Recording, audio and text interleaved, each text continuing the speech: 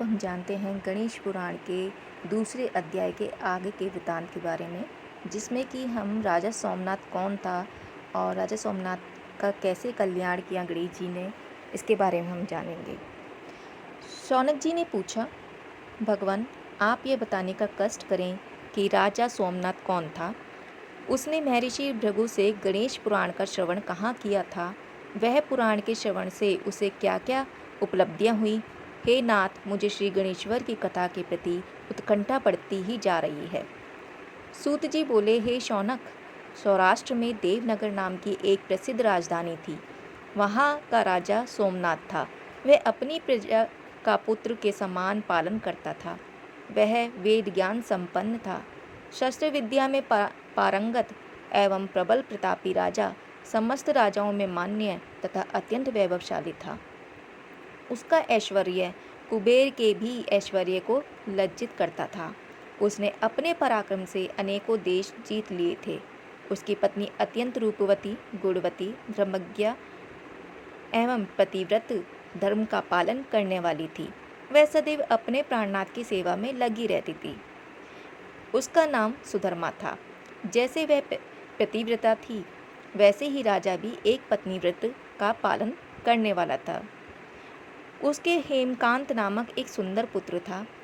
वह भी सभी विद्याओं का ज्ञाता और अस्त्र शस्त्रादि के अभ्यास में निपुण हो गया था। यह सभी श्रेष्ठ लक्षणों से संपन्न, सद्गुणी एवं प्रजाजनों के हितों का अत्यंत पोषक था। इस प्रकार राजा सोमनाथ स्त्री पुत्र, पशु, वाहन, राज्य एवं प्रतिष्ठा आदि से सब प्रकार से सुखी था। उसे दुख तो था ही नहीं। सभी राजागण उसका हार्दिक सम्मान करते थे तथा उसकी श्रेष्ठ कीर्ति में संसार व्यापी थे। परंतु युवावस्था के अंत में सोमकांत को एक घृणित कुष्ठ रोग हो गया। उसके अनेक उपचार किए गए, किंतु कोई लाभ नहीं हुआ। रोग शीघ्रता से बढ़ने लगा और कीड़े पड़ गए। जब राजा की अधिक वृद्धि होने लगी और उसका कोई उपाय न हो सका, तो राजा ने मंत्रियों को बुलाकर कहा, सुब्रतो, जाने किस कारण यह रोग मुझे पीड़ित कर रहा है। अवश्य ही यह किसी पूर्व जन्म के पाप का फल होगा। इसलिए मैं अब अपना समस्त राजपाट छोड़कर वन में रहूंगा। मेरे पुत्र हेमकांत को मेरे समान मानकर राज्य शासन का धर्म पूर्वक संचालन कराते रहें। यह कहकर राजा ने शुभ दिन दिखवाकर अपने पुत्र हेमकांत को राज्य पद पर अभिषिक्त किया और अपनी पत्नी सुधर्मा के साथ निर्जन वन की ओर चल दिया। प्रजापालक राजा के वियोग में समस्त प्रजाजन अश्रु बहाते उनके साथ चले। राज्य की सीमा पर पहुंचकर राजा ने अपने पुत्र, आमत्यगण और प्रजाजनों को समझाया, आप सब लोग धर्म के जानने वाले, श्रेष्ठ आचरण में तत्पर एवं सहृदय हैं। यह संसार तो वैसे भी परिवर्तनशील है। जो आज है वह कल नहीं था और आने वाला कल में भी नहीं रहेगा। इसलिए मेरे जाने से दुख का कोई कारण नहीं है। मेरे स्थान पर मेरा पुत्र सभी कार्यों को करेगा। इसलिए आप सब उसके अनुशासन में रहते हुए उसे सदैव सम्मति देते रहें। फिर पुत्र से कहा, बेटा, यह स्थिति सभी के समक्ष आती रही है। हमारे पूर्व पुरुष भी परंपरागत रूप से वृद्धावस्था आने पर वन में जाते रहे हैं। मैं कुछ समय पहले ही वन में जा रहा हूँ, तो कुछ पहले या पीछे जाने में कोई अंतर नहीं पड़ता।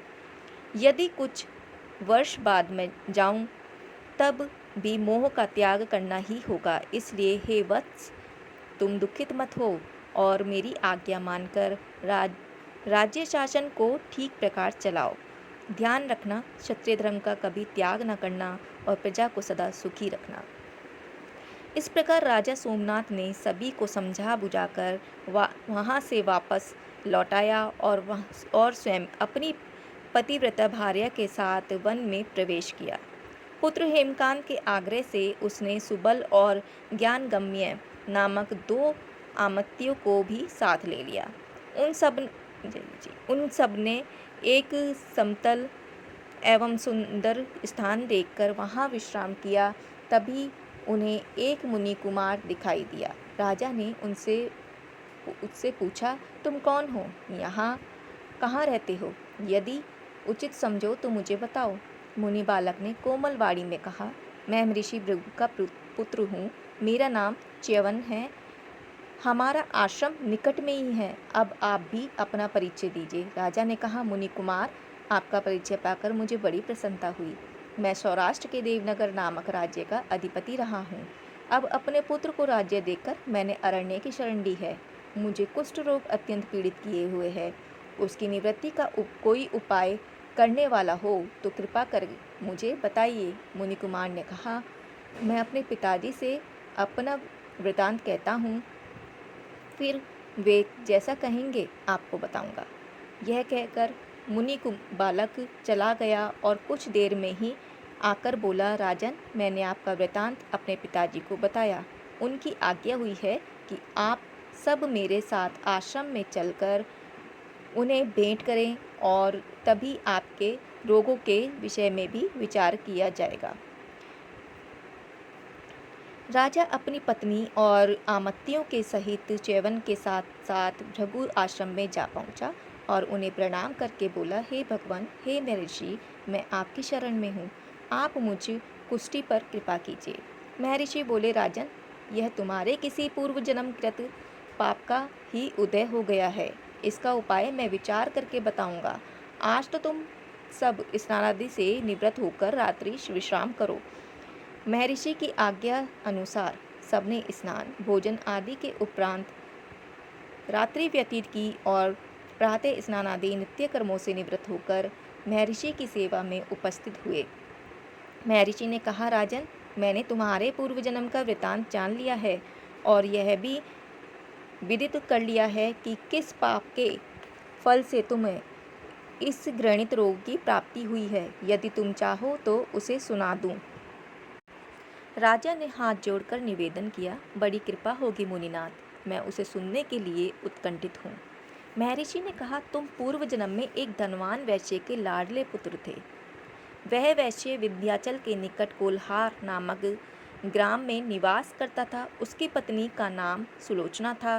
तुम उसी वैश्य दंपति के पुत्र हो। तुम्हारा नाम कामद था। तुम्हारा लालन पालन बड़े लाड़ चाव से हुआ। उन्होंने तुम्हारा विवाह एक अत्यंत सुंदरी वैश्य कन्या से कर दिया था, जिसका नाम कुटुंबनी था। यद्यपि तुम्हारी भार्या सुशीला थी और तुम्हें सदैव धर्म में निरत देखना चाहती थी, किंतु तुम्हारा स्वभाव वासनानंद होने के कारण दिन प्रतिदिन उच्छल होता जा रहा था। किंतु माता पिता भी धार्मिक थे, इसलिए उनके सामने तुम्हारी उच्छलता दबी रही। परंतु माता पिता की मृत्यु के बाद तुम निरंकुश हो गए और अपनी पत्नी की बात भी नहीं मानते थे। तुम्हें अनाचार में प्रवृत्त देखकर उसे दुख होता था तो भी उसका कुछ वश नहीं चलता था। तुम्हारी उन्मत्तता चरम सीमा पर थी। अपने से भी द्वेष और क्रूरता का व्यवहार किया करते थे। हत्या आदि करा देना तुम्हारे लिए सामान्य बात हो गई थी। पीड़ित व्यक्तियों ने तुम्हारे विरुद्ध राजा से पुकार की, अभियोग चला और तुम्हें राज्य की सीमा से भी बाहर चले जाने का आदेश हुआ। तब तुम घर छोड़कर किसी निर्जन वन में रहने लगे। उस समय तुम्हारा कार्य लोगों को लूटना और हत्या करने ही रह गया। एक दिन मध्याह्न काल में था। गुणवर्धक नामक एक विद्वान ब्राह्मण उधर से निकला। बेचारा अपनी पत्नी को लिवाने के लिए ससुराल जा रहा था। तुमने उस ब्राह्मण युवक को पकड़ कर लूट लिया। प्रतिरोध करने पर उसे मारने लगे तो वह चित्कार करने लगा, मुझे मत मार, देख मेरा दूसरा विवाह हुआ है, मैं पत्नी को लेने के लिए जा रहा हूँ। किंतु तुम तो क्रोधावेश में ऐसी लीन हो रहे थे कि तुमने उसकी बात सुनकर भी नहीं सुनी। जब उसे मारने लगे तो उसने तुम्हें शाप दे दिया, अरे हत्यारे, मेरी हत्या के पाप से तू सहस्त्र कल्प तक घोर नरक भोगेगा। तुमने उसकी चिंता नहीं की और सिर काट दिया। राजन, तुमने ऐसी ऐसी एक नहीं बल्कि अनेक निरीह हत्याएं की थी, जिनकी गणना करना भी पाप है। इस प्रकार उस जन्म में तुमने घोर पाप कर्म किए थे, किंतु बुढ़ापा आने पर जब अशक्त हो गए, तब तुम्हारे साथ जो क्रूर वर्मा थे वे भी किनारा कर गए।